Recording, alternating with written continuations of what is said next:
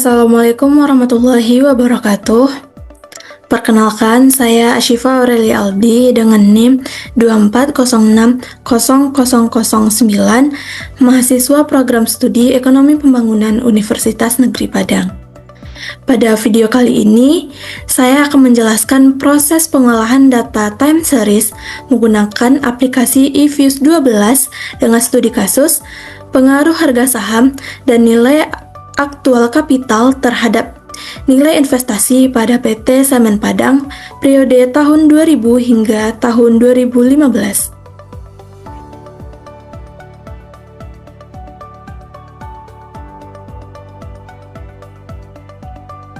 Contoh kasus pada penelitian ini adalah seorang peneliti yang ingin menganalisis pengaruh harga saham atau HS dan nilai aktual kapital atau NAK terhadap nilai investasi atau INV di Semen Padang. Jadi, dalam penelitian ini, peneliti hanya meneliti satu objek atau satu perusahaan saja, yaitu Semen Padang, dengan periode waktu penelitian dari tahun 2000 hingga tahun 2015. Karena data ini diambil dari satu tempat, tetapi memiliki rentang waktu yang berurutan, maka jenis data yang digunakan adalah data time series. Data yang digunakan tersedia pada sheet 1 di file Excel yang berisi 3 variabel utama, yaitu HS untuk harga saham, NAK untuk nilai aktual kapital, dan INV untuk nilai investasi.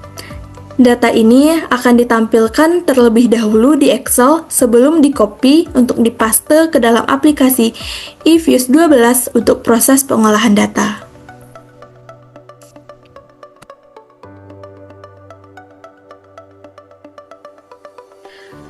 Rumusan masalah penelitian ini ada 3.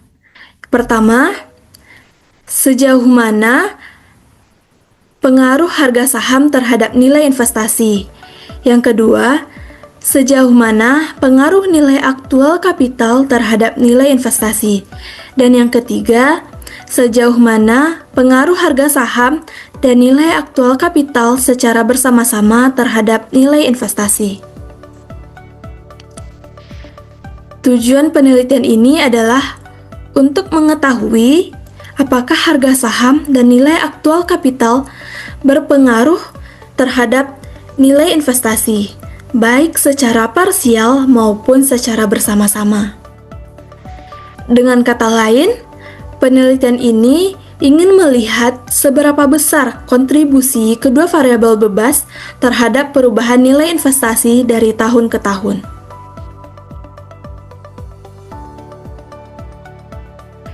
Penelitian ini memiliki 3 hipotesis utama. Hipotesis pertama, harga saham diduga berpengaruh signifikan terhadap nilai investasi. Hipotesis kedua, nilai aktual kapital diduga berpengaruh signifikan terhadap nilai investasi.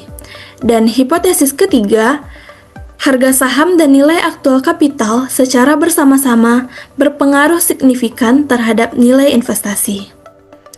Apabila nilai probabilitas lebih kecil dari 0,05, maka hipotesis alternatif diterima dan menunjukkan adanya pengaruh yang signifikan.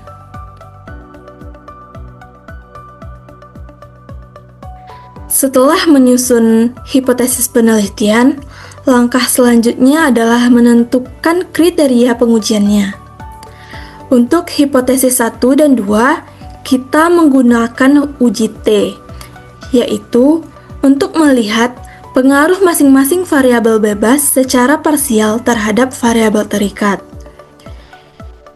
Hipotesis 0 diterima jika nilai T hitung lebih kecil dari T tabel, atau nilai negatif T hitung lebih besar dari negatif T tabel, yang berarti nilai probabilitasnya lebih besar dari 0,05.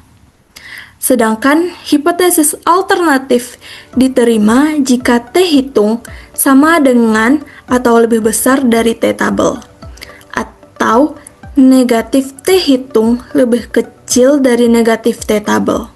dengan probabilitas di bawah 0,05.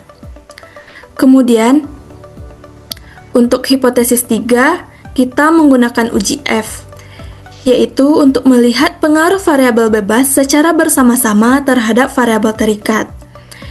Hipotesis 0 diterima jika nilai F hitung lebih kecil dari F tabel atau negatif F hitung lebih besar dari negatif F tabel, dengan nilai probabilitasnya di bawah 0,05.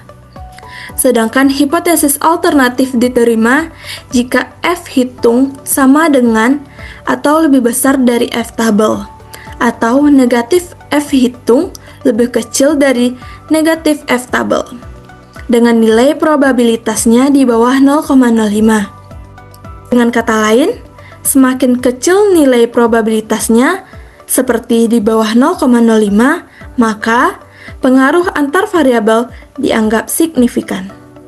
Selanjutnya, kita akan membuat Word file di eFuse 12.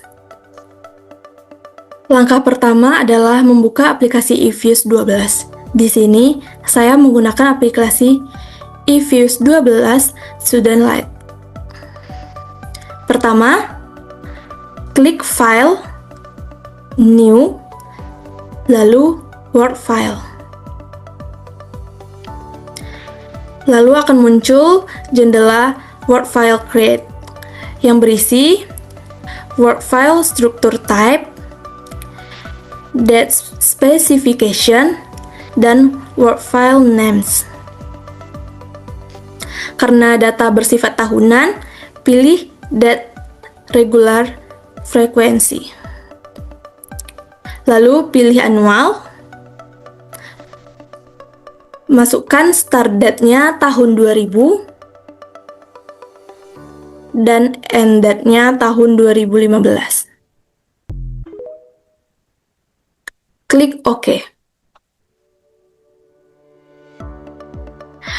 Untuk memasukkan data, klik Quick Empty Group agar muncul lembar kosong untuk input data. Kemudian, kopikan data dari Excel dan tempelkan ke eFuse.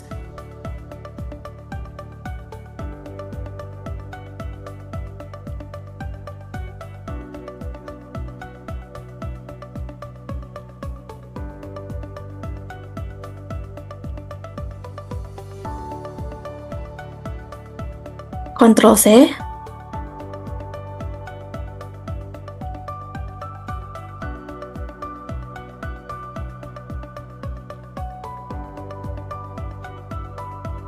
Dan Ctrl V di sini. Periksa kembali datanya apakah sudah benar. Jika ada yang salah, boleh diperbaiki.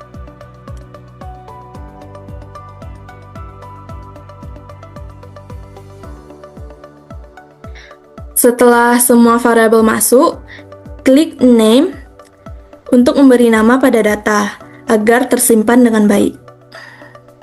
Di sini namanya sudah ada grup 01. Saya akan menggunakan nama tersebut. Klik OK. Langkah berikutnya adalah melakukan estimasi regresi. Klik Quick Estimate Equation, lalu ketik persamaan INV spasi C spasi HS spasi NAK. Lalu klik OK. eFuse akan menampilkan hasil regresi antara variabel harga saham, nilai aktual kapital, dan nilai investasi. Ini adalah tampilan regresi dari eFuse. Pada bagian atas, terlihat informasi tanggal 17 Oktober tahun 2025 pukul 2:09, yaitu waktu pada saat proses estimasi dilakukan. Variabel dependennya adalah INF, yaitu nilai investasi, dan metode yang digunakan adalah least square atau OLS. Penelitian ini menggunakan data tahunan dari tahun 2000 hingga tahun 2015 dengan total observasi 16. Dari hasil output, koefisien konstanta sebesar 652,05. Koefisien harga saham atau HS-nya sebesar 0,081 atau dapat dibulatkan menjadi 0,82 dengan nilai probabilitas 0,0000. Artinya, harga saham berpengaruh positif dan signifikan terhadap nilai investasi. Sedangkan koefisien nilai aktual kapital atau NAK sebesar minus 0,52 dengan probabilitas 0,0259, artinya berpengaruh negatif dan signifikan terhadap nilai investasi.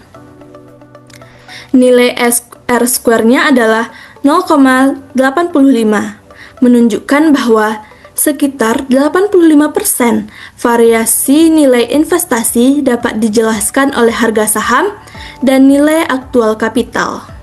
Sementara probabilitas F statistik adalah 0,000003, menunjukkan bahwa kedua variabel secara bersama-sama berpengaruh signifikan terhadap nilai investasi. Untuk menyimpan hasil regresi agar tidak hilang, klik freeze, kemudian beri nama file.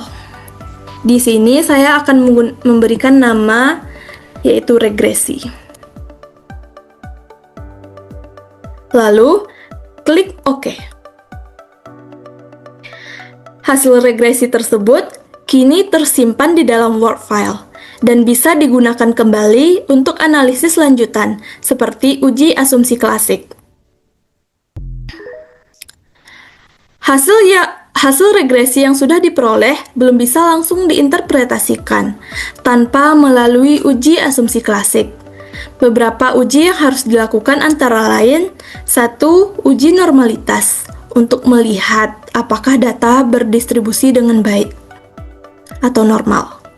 Yang kedua yaitu uji multikolinearitas untuk memastikan antar variabel bebas tidak saling berkorelasi tinggi. Yang ketiga yaitu uji heteroskedastisitas untuk memastikan varians residual konstan.